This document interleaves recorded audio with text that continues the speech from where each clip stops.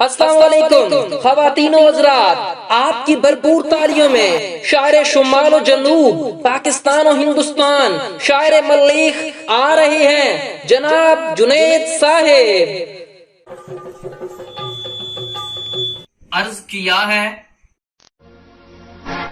مدتاں ہویاں تے T20 world cup Pakistan نہیں جتیا، پر کوئی نہ کوئی سیریز ہر 2 مہینے بعد آ جاوے۔ جے بھائیا تسی پاکستان واپس آنا ہے تے ایک مشورہ میرا من لو۔ کی مشورہ؟ پٹ لو پٹ لو پٹ لو T20 ورلڈ کپ پٹ لو۔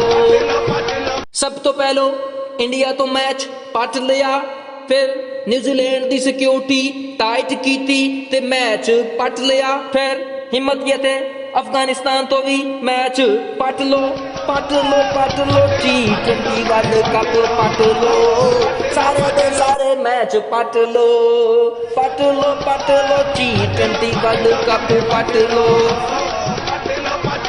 راؤنڈ 1 تو بعد سیمی فائنل بھی پٹ لو، فائنل بھی پٹ لو تے پھر کپ نو چک لو بھائیا چک لو کپ نو چک لو، پٹ لو T20 ورلڈ کپ پٹ لو۔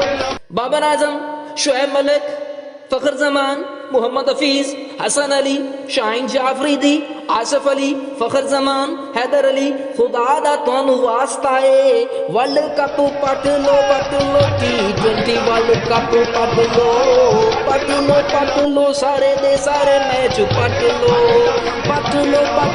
T20 ورلڈ کپ پٹ لو۔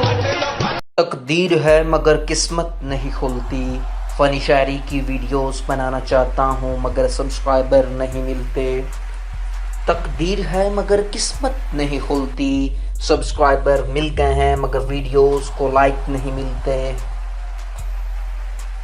تقدیر ہے مگر قسمت نہیں کھلتی، سبسکرائبر اور ویڈیو کو لائک مل گئے ہیں مگر کمنٹ نہیں ملتے۔ Like, subscribe, share and comment.